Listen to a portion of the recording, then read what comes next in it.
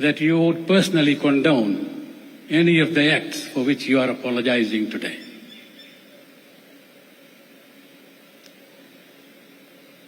It is a measure of your sincerity, sir, that you personally came to my office to invite me to be a part of today's reconciliation service and to receive your apology and the apology of the Church. I thank you most sincerely for your kind gesture. On behalf of the Girmetias and the Fiji Labour Party, I accept the apology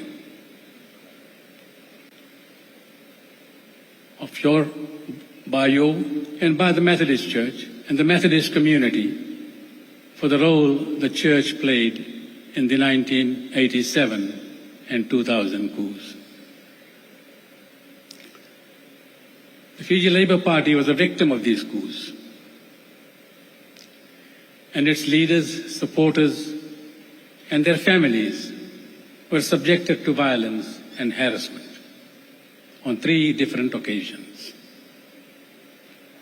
The people of Indian origin were targeted, innocent people persecuted for their ethnicity and deprived of their rights and status as citizens of the very nation they had readily accepted and worked hard to build. The 2000 coup was particularly violent and vicious, when once again, innocent people, particularly those in the rural communities, were terrorized. Their homes burned down, their crops and livestock stolen or destroyed. Many were driven from their homes and the lands that they had tilled for generations. The city of Suva was set alight, and Indian shops were smashed and looted. Our security forces were nowhere in sight while all this was happening to restore law and order. That was the sad part about it. That was the sad part about it all. Those who were responsible for restoring, maintaining law and order were conspicuously absent that morning. They were not seen until many hours later. Members of my government, including women ministers and members of parliament, were taken hostage at gunpoint and terrorized for up to 8 weeks in parliament.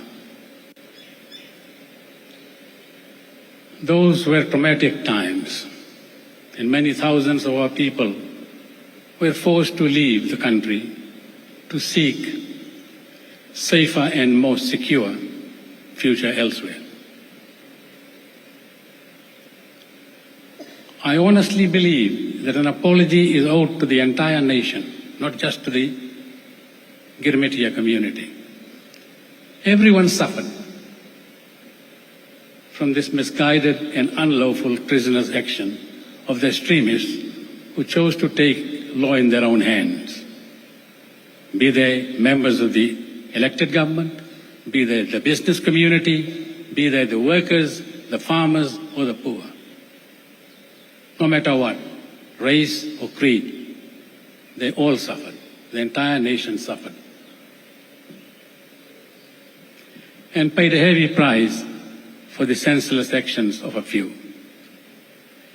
As Reverend Vuniswai has admitted, the economic, social, and political implications of these upheavals were utterly devastating, putting our country back many decades in terms of development.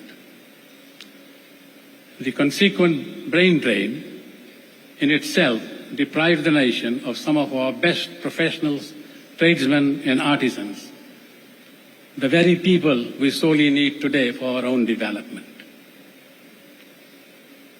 It is therefore magnanimous of the Methodist Church to apologize for the wrongs inflicted on our people. But let me say that they are not alone in this.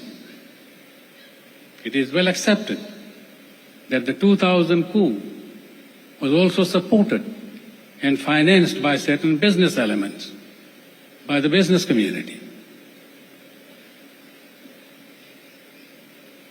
While misguided nationalists and extremists claiming to protect indigenous interests did play a role in instigating destabilization, it is also known that the key elements behind the coup were failed politicians, unscrupulous businesses, and opportunists. Greed for money and grab for power were the main factors. Regrettably, all 4 coups were either staged or supported by the elements in the army.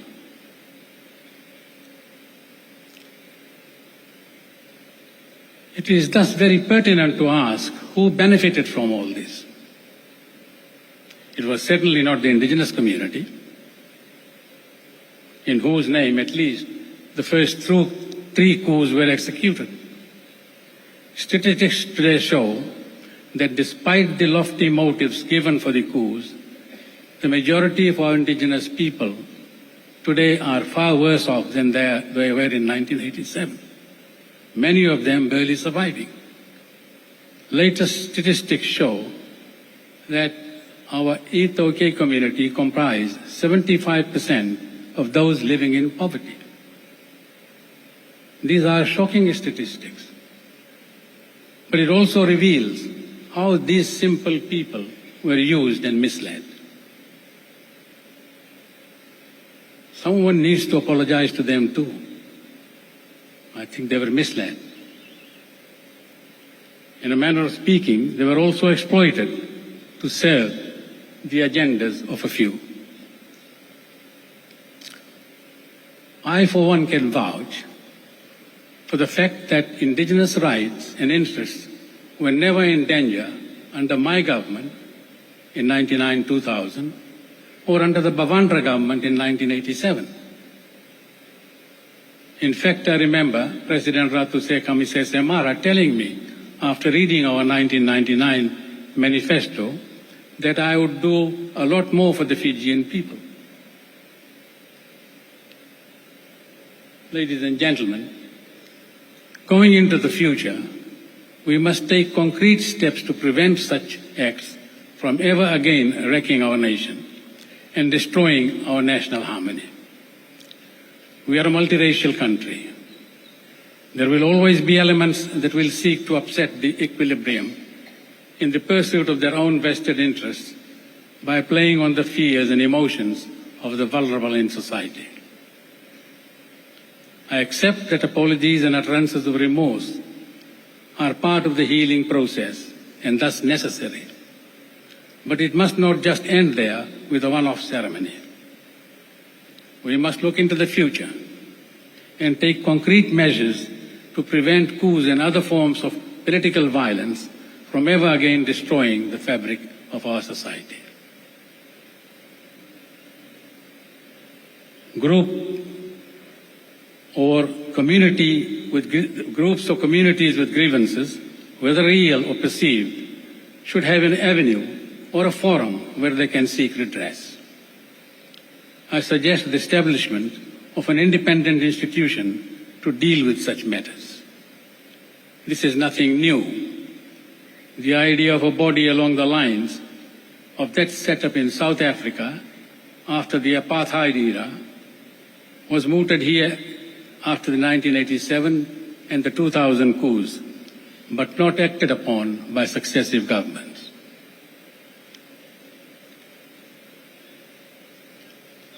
I believe that a specially created institution of this nature should not only be tasked with dealing with the truth of what had happened in the past, it should also be empowered to deal with grievances or concerns affecting the different groups that constitute our nation.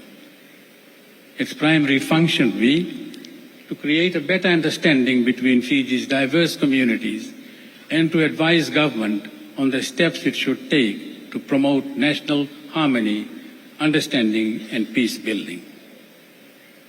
This process must start from our homes and extend to our schools, to our churches, to our temples, to our mosques, and of course to our workplaces.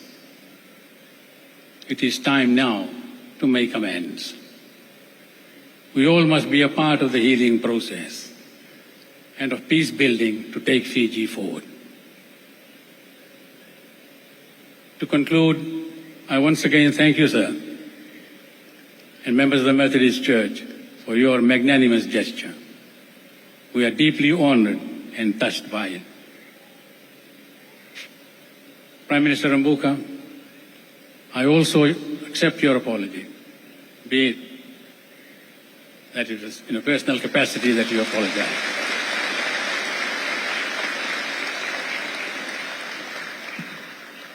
I accept the apology of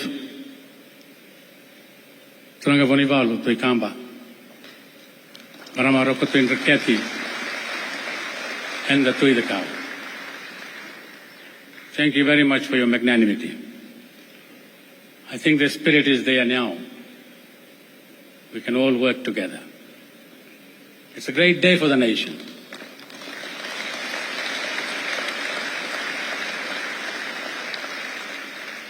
A day worth celebrating. It will go down well in the annals of our history. Let's build on it. May God bless Fiji.